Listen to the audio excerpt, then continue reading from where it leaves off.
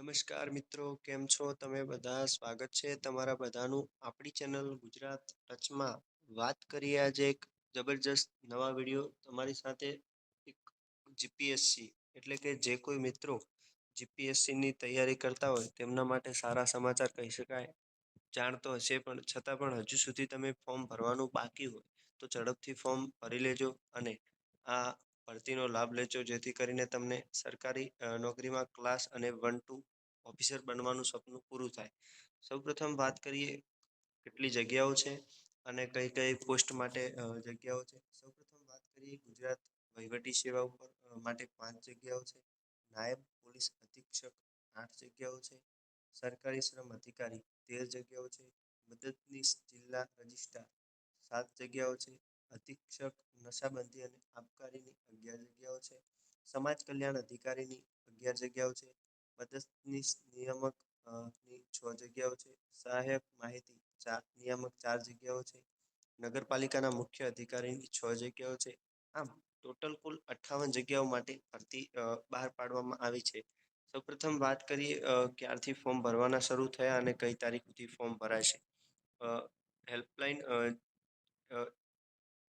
GPSC Ojas Gujarat government ઇનની official website ઉપર તારીખ 2/4/2026 ના રોજથી 16/4/2026 સુધી ફોર્મ ભરવાની પ્રક્રિયા ચાલુ રહેશે. તેના માટે તમારે 100 રૂપિયા ફી પણ ભરવાની રહેશે. વાત કરીએ સૌપ્રથમ ભરતીની વયમર્યાદાઓ તેમજ દિવ્યાંગ ઉમેદવારો માટે પણ એકાદ જગ્યા ખાલી છે, તે અનામત રાખવામાં આવી છે. સૌપ્રથમ વાત કરીએ તેમાં લઘુત્તમ શારીરિક માપદંડ જેમ કે નાયબ પોલીસ અધિક્ષક વર્ગ 1 અને અધિક્ષક નશાબંધી અને આબકારી વર્ગ 2 માટે શારીરિક માપદંડ પોલીસ અધિક્ષક માટે 84 છાતી ફુલાવ્યા વગર અને ફુલાવેલી છાતીનું માપ 89 સેન્ટીમીટર હોવું જરૂરી છે. તેમજ મહિલા માટે કોઈ માપદંડ નથી. વજન પુરુષ ઉમેદવારે 50 કિલો અને મહિલા ઉમેદવારે 45 કિલો હોવો જરૂરી છે. અને નશાબંધી અને આબકારી વર્ગ 2 માટે ઉમેદવાર પુરુષની 165, છાતી ફુલાવ્યા વગર 77 અને ફુલાવેલી 82 હોવી જરૂરી છે. વજન 50 પુરુષ માટે, મહિલા માટે 45. આમ નીચે મુજબ શારીરિક અધિક્ષક નતાવર વર્ગ 2 માટે પાત્ર ગણાશે નહીં.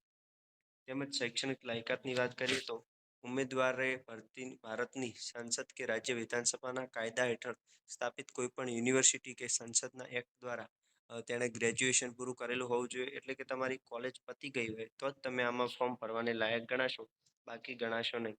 નાગરિકત્વ તમારું ભારતનું હોવું જરૂરી છે. તેમજ વયમર્યાદામાં અમુક તમને છૂટછાટ મળતી હોય છે, જેમ કે પીડબ્લ્યુડીના ઉમેદવારો તેમજ તમારી જાતિને અનુસાર તમને છૂટછાટ મળવાપાત્ર છે.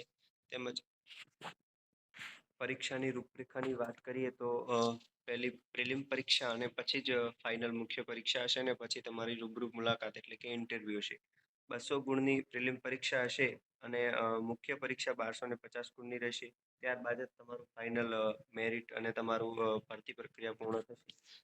આમ જો તમે કોઈ જીપીએસસીની તૈયારી કરતા હો અને તમારે ક્લાસ 1-2 ઓફિસર બનવાનું સપનું હોય તો તમારા માટે સુવર્ણ તક કહી શકાય. સારી એવી ભરતી છે અને આમાં પણ જગ્યાઓ વધી શકે એવું લાગી રહ્યું છે સૂત્રોથી. આમ જો હજી સુધી ફોર્મ ના ભર્યું હોય તો ભરી દેજો અને તમારા મિત્રોને વિડીયો શેર કરો, લાઈક કરો અને ચેનલને પહેલી વાર આવ્યા હો તો સબસ્ક્રાઈબ કરો.